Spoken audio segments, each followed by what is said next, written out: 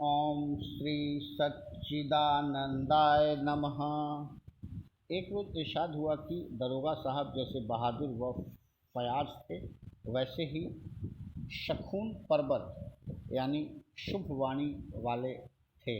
उनकी वालिदा यानी माता साहिब की वफ़ात यानी मृत्यु के मौका पर जैसे और लोग पुररीश यानी संवेदना को आते हैं, वैसे ही एक राम रखी भक्तिन भी गई और उनसे यह बात कही कि सरदार तो बहुत हैं, मगर बाद वफात श्री जी यानी राजा राम सिंह जी मेरी परवरिश यानी पोषण का किसी को ख्याल नहीं है। इस पर दरोगा साहब की जबान से निकला कि श्री जी की कृपा से जब तक बाजरा मोट इस ठिकाने पर मौजूद है और जिस तरह से सब लोग ठिकाने में रोटी खाते हैं, तुम्हारे लिए भी मौजूद है। बस फिर क्या था, घूमते को खेलते का बहाना काफ़ी है। भक्तिन वहीं जम गई। अबल तो 2-3 माह तक हस्बे लियाकत यानी यथाशक्ति खाना वगैरह जाता रहा। फिर उसने हिकमत अमली यानी व्यवहार कुशलता से अपने आदमियों की मार्फत ठिकाने के कामदारों वगैरह का गबन साबित करके और आमदनी वगैरह में कुछ बचत दिखलाई। लोगों ने उसकी सिफारिश की और उसकी गरीबी का इजहार किया तो मुरब्बत यानी सदाचार और रहम से 10 रुपया रोज़ाना हाथ खर्च के मुकर्रर यानी नियत कर दिए।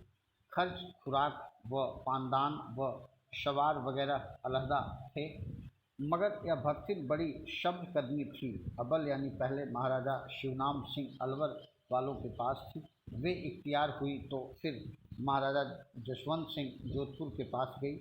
वहाँ महाराजा प्रताप सिंह उनकी बद वजही यानी कुकृत्य देखकर गोली से मारने का आमदा हुए तो भागकर जयपुर आई। अबल दोनों ठिकानों में 500 रुपया माहवार मुकर्रर था, मगर महाराजा राम सिंह ने तनख्वाह मुकर्रर न की। खाने वगैरह का हस्बे लियाकत यानी यथाशक्ति बंदोबस्त कर दिया था, मगर जब उन्होंने भी वफात यानी स्वर्गवास पाई तो यहाँ पधारी। उसने अपनी मर्जिदा यानी इच्छानुकूल मुलाजिम रखकर ठिकाने को खूब लूटा और बिल्कुल बर्बादी पर उतर पड़ी। यह हाल देखकर रऊ शाय यानी रईस लोग शहर व लाजमी यानी सम्मान्य सरदारों ने उसकी अलहदी के वास्ते दरोगा जी से कहा, मगर उन्होंने अपनी बात को न फेरा। यहाँ तक कि बाबू कांति चंद्र साहब आला ने फरमाइश के वास्ते सरदारान भेजे और यह कहला भेजा कि अगर तुम इसको अलहदा नहीं करोगे तो हुजूर साहब की तरफ से तुम्हारी आजीविका बंद हो जाएगी। लेकिन दारोगा जी ने यह जवाब दिया कि आप क्या फरमाइश करते हो, मैं सब समझता हूँ। हुजूर साहब अगर चाहें तो मुझ तक को अलहदा कर सकते हैं, मगर जब मैं अपनी ज़ुबान से कह चुका हूँ कि मोट बाजरा की रोटी जब तक मौजूद है इस ठिकाने में रहो, फिर थोड़ी सी ज़िंदगी के लिए अब क्या ज़ुबान फेरूं। अगर वह खुद चली जाए तो मैं रोकता नहीं, वरना मैं खुद उससे जाने के लिए नहीं कह सकता। गरज 1.5 लाख रुपया सालाना की आजीविका राज से बंद हो गई, मगर उन्होंने न तो अपने खर्च अखराजात बंद किए, न अपनी वज़ादारी को बदला और न आजीविका का रंज व ख्याल किया। हमेशा यही कहते थे कि हुजूर की दी हुई रोटी भी तो ठिकाने में मौजूद है, जब न रहेगी खुद देवेंगे, भूखा थोड़े ही रखेंगे, हम काहे को मांगने जावें। और कभी जागीर की बहाली की दरख्वास्त न की। जब वक्त आखिरी यानी अंतकाल करीब आया तो श्री गुरु महाराज और हज़रत इमाम हुसैन की तस्वीर जो पूजन के कमरे में रहती थी, करीबन 10 मिनट पेशतर अपने पास मंगवा ली और दोनों तस्वीर को अपने सामने रख लिया और फिर किसी तरफ निगाह उठाकर न देखा। जिस वक्त उनकी स्त्री उनके पास आई तो तालियां उनको दे दी और ज़ुबान से कहा कि तुम जाओ और कुछ चिंता मत करो, 10 माह बाद तुम भी आओगी। मगर निगाह तस्वीरों पर ही रही और शरीर छोड़ दिया। चुनाजें उनकी स्त्री उनकी वफ़ात यानी मृत्यु के 10 माह बाद इंतकाल यानी स्वर्गवास कर गई। भक्तिन भी वफ़ात के समय मिलने गई मगर उसकी तरफ निगाह न की और न उससे बात की, तस्वीर ही देखते रहे। एक रोज़ इरशाद हुआ कि दरोगा जी की स्त्री भी बड़ी पतिव्रता और भक्त थी। जब इस तवाइफ यानी वैश्या ने बहुत हाथ पैर फैलाए तो खवास लौंडी व रिश्तेदारों ने उनसे कहा कि अगर आप बाबू कांति चंद्र जी की स्त्री को लिख दें तो उसके निकालने की चश्म मुनामाई यानी सिद्धि हो और यह बला दफ़ा हो। मगर उन्होंने जवाब दिया कि हम ऐसा नहीं कर सकती, हमको किस बात की तकलीफ़ है जो उसको अलहदा करा दें। सब लोग मजबूर होकर बैठ रहे। जब दरोगा साहब का शरीर बढ़ता तो मुलाजिमों का ख्याल हुआ कि भक्तिन का कुल माल जब्त कर लें, क्योंकि हुजूर साहब की तरफ से यह हुक्म शादर यानी जारी हुआ था कि भक्तिन ढाई घड़ी के अंदर यहाँ से निकल जाए। और वह भी जानती थी कि कुल आदमी मेरे खिलाफ हैं, इसलिए दरोगानी जी के कदमों पर गिर पड़ी और कहने लगी कि आपके दहनी यानी पति मेरे मालिक थे, इसलिए अब आप ही मेरी मालिक हैं और मेरा कोई नहीं है। उस वक्त उन्होंने हुक्म दिया कि यह मेरे मालिक के पास रहती थी, इसलिए कुल सामान वगैरह इसको ले जाने दो और कोई मज़ामत यानी विरोध मत हो। यह हुक्म पाकर सब खामोश हो गए और वह लाखों रुपए का जेवर व सामान ढोकर ले गई। चलते वक्त कुछ तवाइफ यानी वैश्या ने अर्ज किया कि अब वक्ते रुखसत है, कोई शय बतौर इनाम व यादगार आपकी तरफ से भी इनायत यानी प्रदान हो। तो दरोगानी जी ने एक जेवर जो कई हजार रुपये का था अपने पास से उसको दिया। जब वह इक्का में बैठकर रवाना हुई तो चह जन यानी क्या स्त्री व चह मर्द यानी क्या पुरुष कुल अहले मोहल्ला उसको गालियां देते थे। एक रोज़ इरशाद हुआ कि दरोगा साहब फ़कीर दोस्त भी पूरे थे और अपने गुरु पर तो बहुत एतकाद यानी श्रद्धा था। गुरु सेवा दुर्लभ महा चितजे करे जो कोई, जो मन से इच्छा करे सो सब पूरन होई। स्वामी आनंदपुरी जी ने परीक्षा के निमित्त एक दफ़ा करीबन 400-500 रुपया के जूते खरीद करके एक बालाखाना यानी चौबारे पर रखवा दिए और यह जाहिर किया कि हम जूतों का व्यापार करते हैं। अक्सर वह तवाइफ यानी वैश्या दरोगा जी से महाराज की निस्बत ऐसी वैसी बातें कहा करती थी ताकि उनकी मोहब्बत महाराज से कम हो जाए।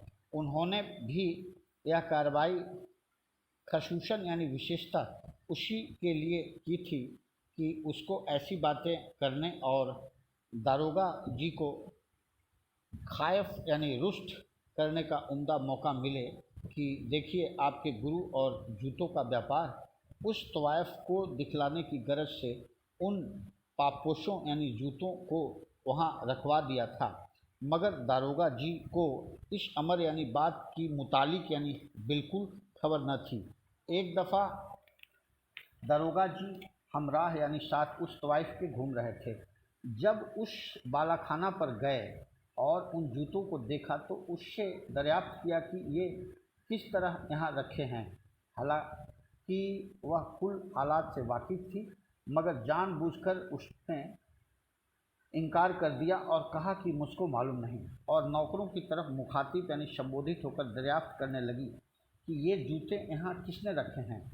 मगर दारोगा जी भी बड़ी पाया के आदमी थे। कयाफा यानी अनुमान से जान गए कि इस औरत ने चाल चली है। महाराज ने आजमाइश के तौर पर यह कार्रवाई की है, चुप हो रहे। इसी अशना यानी दौरान में किसी आदमी ने स्वामी जी को इत्तिला कर दी कि दरोगा जी उस बालाखाने पर गए हैं और जूतों की बाबत यानी विषय में दरियाफ्त करते हैं। बावजूद इसके कि चंद आदमियों को हाल मालूम है, मगर कहने की ज़रूरत किसी को की न पड़ी। महाराज खुद उठकर वहां चले गए। जब बालाखाना पर पहुंचे तो त्वाइफ ने उनको देखकर बतौर तमस्खर यानी उपहास कभी एक जूते में पैर डालकर देखा तो इसको पलट दिया और कभी दूसरे पैर में डाला, इस तरह से 4-5 जूतों को उल्टा। यह कार्रवाई इस वजह से की कि कोई आदमी तो उस जूते खरीदने के हाल को जाहिर नहीं करता। दरोगा साहब भी चुप हो गए, शायद फिर दरियाफ्त करें तो महात्मा मौजूद हैं, सब हाल खुल जाएगा। दरोगा जी समझ गए कि इसमें कुछ राज है, इसलिए कुछ दरियाफ्त न किया। मगर महात्मा जी औरत की उस हरकत को देखकर बहुत नाखुश हुए और नाराज़ होकर बोले कि तू जूतों को क्यों उलटती और ख़राब करती है, क्या तेरे बाप के हैं? इस पर वह खौफज़दा होकर और हाथ जोड़ बोली कि महाराज मुझको इल्म यानी पता न था कि ये जूते आपके हैं, मुआफ़ यानी क्षमा कीजिएगा। खैर महात्मा तो चले गए, मगर दारोगा जी को औरत की यह हरकत बहुत नापसंद हुई और वहाँ से उठकर पूजन के कमरे में चले गए और नौकरों को ताकीद कर दी कि यहाँ कोई न आने पावे और 3 सवाना रोज़ यानी रात दिन बगैर आबोदाना यानी अन्न जल पूजन पर बैठे रहे। जब यह खबर जनाना में पहुंची तो सब खौफज़दा और मुतफकीर यानी चिंतित हुए, मगर करें क्या, अंदर जाने की किसी को इजाज़त न थी। आखिर 3 रोज़ बाद वह त्वाइफ महात्मा के पास गई और कदमों पर सिर रखकर अपनी हरकत की मुआफ़ी चाही और अर्ज़ किया कि 3 सवाना रोज़ बगैर आबो दाना के उनको हो गए हैं और वहाँ जाने का किसी का हौसला यानी साहस नहीं है। अलबत्ता आप कृपा करके पधारें। महात्मा उठकर पूजन के कमरे में गए और उन्हें उठाकर बाहर लाए और खाना तलब यानी मंगवा करके आप खाया और उनको भी खिलाया। एक रोज़ इरशाद हुआ कि दरोगा जी मैं यानी साथ अपने फर्जंद यानी सुपुत्र राम प्रसाद जी के खाने को बैठे और हम भी शरीके दावत यानी निमंत्रित थे। हालांकि जो चीज़ें उनके थाल में थी वे सब हमारे थाल में भी मौजूद थी, मगर अज़राह मोहब्बत यानी स्नेह भाव अपने थाल में से उम्दा उम्दा खाने उठाकर हमारे थाल में रखने लगे। उस वक्त वह भक्ति भी शरीके दावत थी। उसने कहा कि स्वामी जी को सब चीज़ें देते हो, हमको भी दो। उन्होंने जवाब दिया कि तुम इस लायक नहीं हो कि तुमको इस कासा यानी भिक्षा पात्र में से कुछ दिया जावे। जब उसने वजह दरियाफ्त की तो फरमाया कि यह कासा हमारे इष्टदेव के अर्पण हो चुका है, इसको सिवाय साधु महात्मा के और कोई नहीं खा सकता, या वह आदमी खा सकता है जो गोश्त शराब इस्तेमाल न करता हो, और तुम मांस मदिरा दोनों चीज़ें इस्तेमाल करती हो, तुमको नहीं मिल सकता। उस त्वाइफ ने कहा कि तुम्हारे गुरु ने तुमको खूब उपदेश किया है, बस यह कलमा यानी वचन उसके मुंह से निकलना था कि आग बबूला यानी क्रुद्ध हो गए और कहा कि ऐ बदजात, तेरा मुंह और हमारे गुरु, तेरे अभी 10 जूते लगाऊंगा। वह बोली कि जूते काहे को मारोगे, हम कहीं और चले जाएंगे। यह सुनकर जूता लेकर उठे और कोई 10-20 ठोके और कहने लगे कि अब तू जाने को कहती है, हमने तो तेरी उस दिन की मिस्किनी यानी असहाय देखकर तुझको रख लिया था, क्योंकि तूने मोट बाजरे की रोटी खानी मंजूर कर ली थी, वरना हमको तेरी क्या परवाह थी। जाना चाहे तो चली जा, अगर तुझको जाने का कुछ जोम यानी अभिमान धारणा हो तो यह भी नहीं कर सकती। दूसरी जगह से तुझको एजेंट साहब की मार्फत पकड़वाकर बुलवा सकता हूँ। फिर तो वह चुप होकर बैठ गई। जब खाने वगैरह से फरागत यानी निवृत्ति पाई तो फिर दारोगा जी की बहुत मिन्नत शमाजत यानी खुशामद की और मुआफ़ी चाही। उनके कासा की जूठन भी सिर्फ खास नौकर को जो शराब वगैरह न पीता था मिलती थी। मगर एक दफ़ा उस औरत ने स्वामी आनंदपुरी जी की बहुत मिन्नत करके कहा कि आप दारोगा जी को शराब पिला दें। उन्होंने भी मंजूर कर लिया। किसी त्यौहार को स्वामी जी मय यानी शराब पी रहे थे, हम भी मौजूद थे।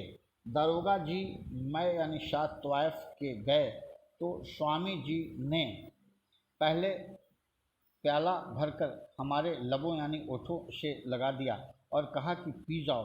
फिर दूसरा दारोगा जी को दिया। उन्होंने अर्ज की कि हुजूर ने मुझको पीने से मना कर दिया और खुद पीते हैं।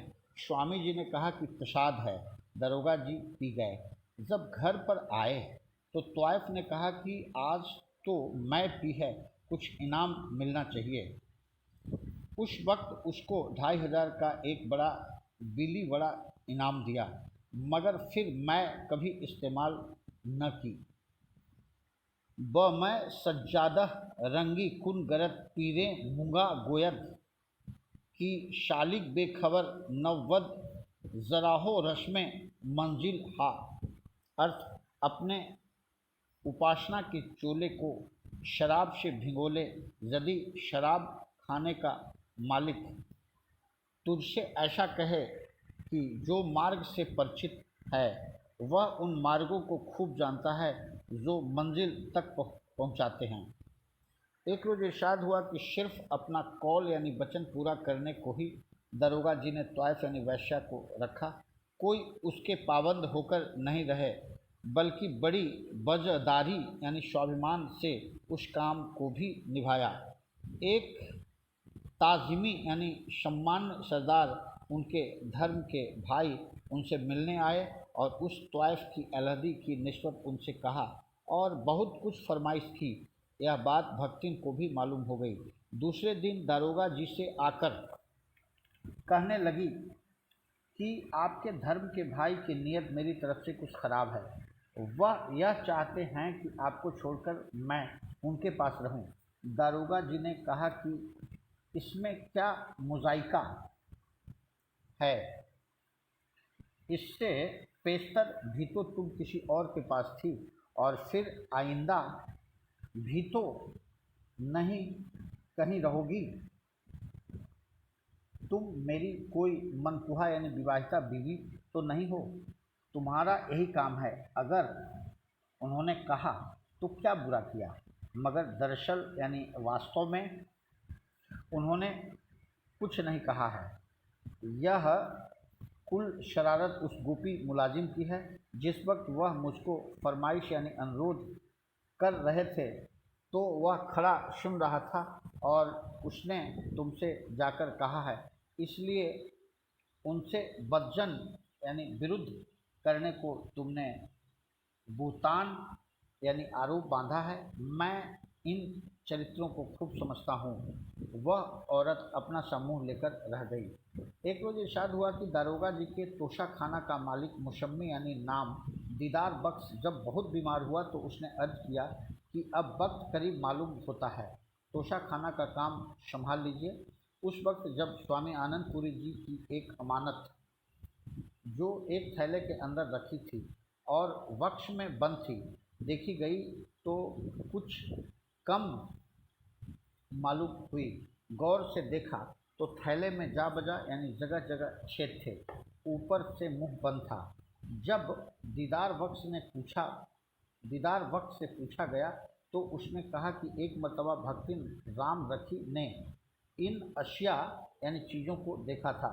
उस वक्त नमाज का वक्त करीब हो गया तो मैं नमाज पढ़ने लगा और वह देखती रही। मैंने ख्याल किया कि बड़े ठिकाने में रहने वाली है, इसलिए कुछ शुबह यानी शक न किया। ऐसा मालूम होता है कुछ कार्रवाई उसने कर ली। दारोगा जी ने राम रखी को बुलाकर पूछा तो वह साफ इनकार कर गई, मगर उन्होंने खूब डांटा और कहा कि तुम्हारा कोई एतबार नहीं, तुम बिल्कुल ला मजहब यानी अधर्मी, सिर्फ रुपया की गर्जी यानी इच्छुक हो, मगर याद रखना, जिस तरह से मेरे निज का लाखों रुपया खुर्द बुर्द यानी गबन कर गई हो और दूसरे लोगों को इल्ज़ाम यानी आरोप लगाया है, उसका सब हाल मुझको मालूम है। बेखबर नहीं हूँ, लेकिन इस धोखे में न रहना, यह माल और तरह का है। इसका नतीजा जल्द देखोगी। उस भक्ति ने थैले में छेद करके जवाहरात निकाल लिए थे। गरज नतीजा भी वैसा ही हुआ। बाद वफात दरोगा जी वखौफ यानी डर के मारे जब्ती कुल माल भक्ति ने अजमेर रवाना कर दिया और वहाँ कामदार के सुपुर्द था। एक लौंडी जो उसके पास बहुत अरसा से रहती थी, उसको उसने नाखुश होकर निकाल दिया। वह सीधी अजमेर चली गई और कामदार से कहा कि भक्ति जी ने अशिया यानी वस्तुओं की देखभाल के लिए मुझको भेजा है और चंद यानी कुछ अशिया तलब यानी मंगाई भी की है, वे हमराह यानी साथ ले जाऊंगी। उसने कमरा खोल दिया। वह लौंडी कुल जेवरात पारचा जात लेकर चली गई और अजमेर में और मकान लेकर रहने लगी और खूब उड़ाया। जब उसको यानी भक्तिन पता चला तो वह भी अजमेर पहुंची। माल देखा तो शब नदारत। उस लौंडी पर सरका यानी चोरी की नालिश की। मुकदमे का फैसला न हुआ था कि रुपया के गम में चलती बनी। सिर्फ रह जाता है बाकी उसके कामों का असर, वरना यहाँ हर एक को राहे अदम दरपेश है। अर्थ इस दुनिया में केवल आदमी के अच्छे कर्म ही शेष रहते हैं, वरना यहाँ हर एक को एक दिन परलोक सिधारना है। दारोगा जी की वफ़ात यानी देहावसान के बाद उनकी स्त्री से हमसे कई मरतबा उस रकम के बारे में कहा, मगर हमने उसको लेना या खर्च करना पसंद न किया। आखिर यानी अंततः उनकी वफ़ात के बाद मुसम्मी यानी नाम वफ़ाती कौम कज़ाक मालिक तोशाखाना मुकर्रर यानी नियत हुआ। कुछ उसने गमन किया, कुछ और इसी तरह पर नौकर चाकर खुर्द बुर्द कर गए। एक मरतबा राम रखी हमारे पास आई और अर्ज यानी विनती की कि महाराज, दरोगा जी मेरी बिल्कुल वक़्त यानी आदर नहीं करते हैं। वह 3 रुपये के नौकर की बात मान लेते हैं और मेरी बात गिरा देते हैं। आप कुछ ऐसा उपाय करें कि यह मेरे वशीभूत हो जावें और मैं जिस कदर रुपया वगैरह चाहूँ उनसे ले लूँ, तो फिर मैं आपकी हर तरह से खिदमत करूँगी और इस काम में जो कुछ रुपया शर्फ यानी खर्च होगा मैं दूँगी। यह बात हमको बहुत नागवार यानी असह्य गुजरी। हमने ख्याल किया कि जिसका नमक खाती है उसकी बेहतरी नहीं चाहती, बल्कि यह चाहती है कि उनको अधीन करके कुल रुपया घसीट लूँ और ठिकाना तबाह कर दूँ। बाद में हमको यह भी मालूम हुआ कि उसने नजूमी व रम्मालों से दरोगा जी के मरवाने की भी कोशिश की थी।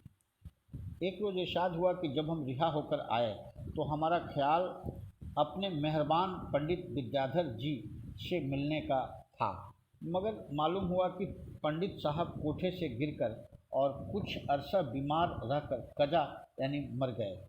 एक रोज़ इरशाद हुआ कि जयपुर से सांभर अक्सर जाना होता था। पहले तो मुंशी शिवनारायण नाजिम के मकान पर ठहरते थे। जब वह सेक्रेटरी हुजूर मुकर्रर यानी नियुक्त हो गए तो फिर त्रिवेणी सहायक कोतवाल के यहाँ ठहरना होता था।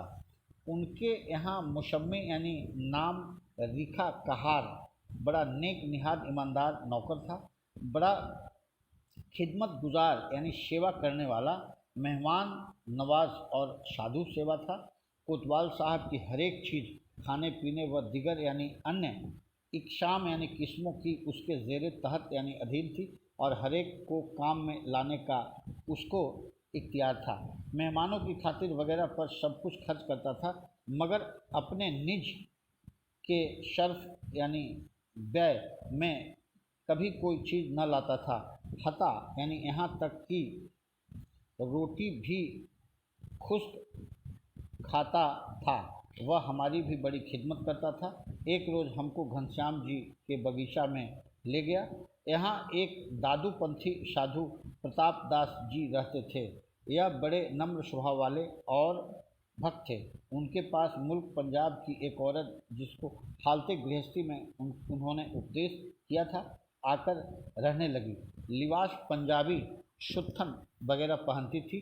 शहर से भीख वगैरह मांगकर भी बाबा जी के वास्ते लाती थी।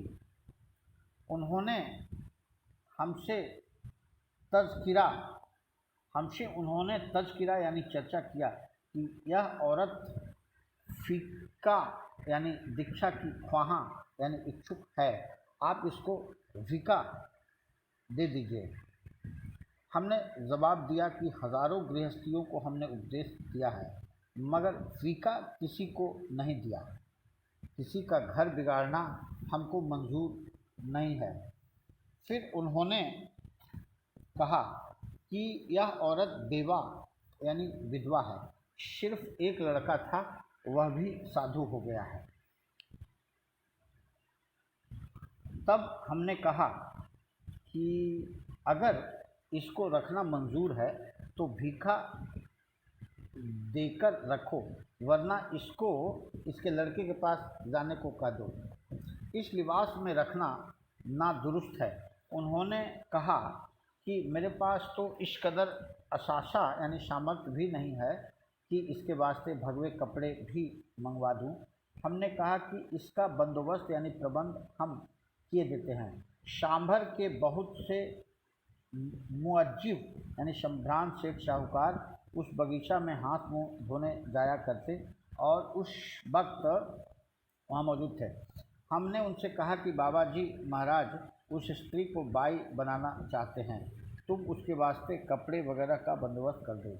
उन्होंने चंदा जमा किया और उसी वक्त कपड़ा और बताशे वगैरह मंगवाए और तारीख मुकर्रर करके 10-20 दादूपंथी नागे जमा हुए और उसको प्रताप दास जी ने बीका दे दिया।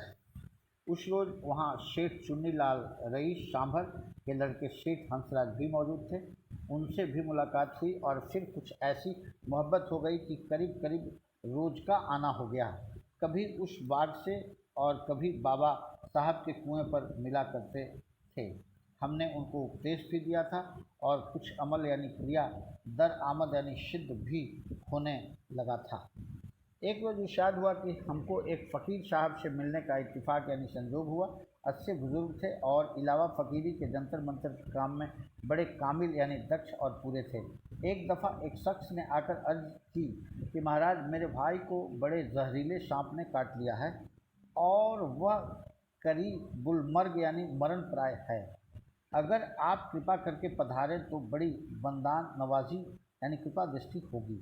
उन्होंने उस आदमी को अपने नज़दीक यानी निकट बुलाकर पूछा कि तुम्हारे भाई के जिस्म के दाहिने हिस्से में सांप ने काटा है या बाएं में?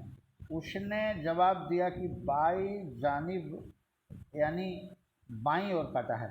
उन्होंने एक चांटा उसके बाएं गाल पर रशीद किया और कहा, जाओ। उस शख्स ने घर जाकर देखा तो उसका भाई बिल्कुल अच्छा और तंदुरुस्त था।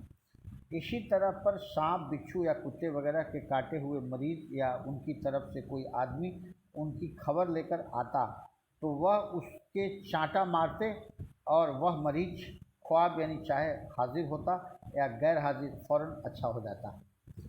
दूसरी बात यह थी कि जब कोई मरीज यानी रोगी उनके पास आता तो वह उसकी जानिब यानी और अपना हाथ बढ़ाकर कुछ पढ़ते थे। अगर उसको कुछ मर्द होता था तो फ़कीर साहब का हाथ मरीज़ की जानिब पड़ता था। अगर कुछ आक्षेप यानी भूत प्रेत का ख्याल होता था तो उनका हाथ उनकी तरफ लौटता था। इस जंतर मंत्रों की वजह से उनके पास औरतों और मर्दों का बड़ा हुजूम होता था। हमको उनकी बात पर कई मरतबा हंसी आई और हम इसको ढकोसला समझते और यह कहते थे कि फ़कीर साहब ने यह क्या इल्लत यानी रोग लगा रखी है। कुछ अर्सा बाद फ़कीर साहब ने हमसे कहा कि अगर कुछ मेहनत करो तो हम आपको कुछ बताना चाहते हैं। हमने कबूल यानी स्वीकार कर लिया तो उन्होंने वह मंत्र हमको बताया और कहने लगे कि 1.25 लाख दफ़ा इसका जाप कर लो। हमने कोई 5,000 मरतबा ही जपा होगा कि उन फ़कीर साहब की तरह तशखिशे इमराज यानी रोग का निदान व आसेक यानी भूत प्रेत में हमारा हाथ भी चलने लगा। फिर उन्होंने कहा कि मैं जानता था कि आपको बहुत जल्द सिद्ध हो जाएगा, इसलिए सबसे ज़्यादा तादाद आपको बता दी थी। वह हमसे बहुत मोहब्बत करते थे। हमने इस वजह से उस काम को जारी न रखा कि मजमा यानी भीड़ बहुत होता और शोहरत होती थी, और फ़कीर को शोहरत गारत यानी डुबो करती है।